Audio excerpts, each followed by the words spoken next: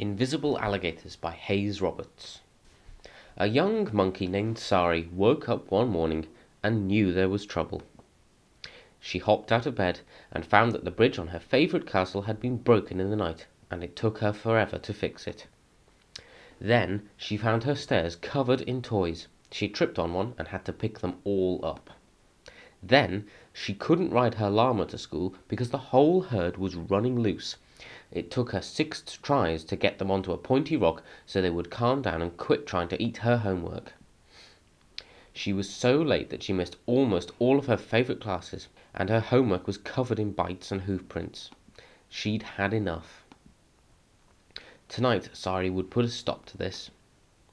That night she stayed awake long after bedtime, long enough to hear the rustling of long tails under her bed. She flipped her bed over and found invisible alligators all over her room. "What's going on here?" she demanded. "Sorry, we are the invisible alligators, and we do this for everyone," one alligator explained. "We're just trying to help. Let me show you." So she followed him deep into the alligator catacombs. As they walked, he explained, "You see, we cause trouble in all kinds of ways. In this house, I'm hiding the remote control, and this sheep will search his house for a week. And in this house, we are stealing the chocolate cake mix and putting out a fresh broccoli instead. And in here, we are singing this hippo to sleep in the bath, so he gets all pruny.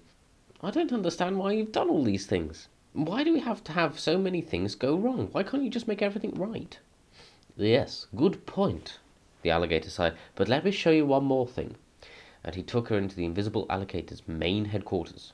"This is your book, Sari. All the things listed in this book are the troubles we've caused you, and all the things you've learned how to do in your whole life." It was a big book. He looked at her expectantly. "No, I don't get it," she said sadly, and left the alligator's lair so she could go back home and get into bed. Bye! The stairs leading home were covered in rocks. Sari took a moment to pick them all up as she walked so no one would trip and fall. She came to a bridge that was snapped in two. A herd of wild blue goats, which we all know are very dangerous unless someone knows how to herd them onto a pointy mountain top. Sari didn't even have to think. She knew exactly what to do. Fixed the bridge, herded the goats, piled the rocks out of the way in a safe place, and was safely in bed in no time at all, fast asleep and dreaming about Algebra 2. How did she do it? If you're lucky, maybe the invisible alligators will visit you tonight and cause trouble for you.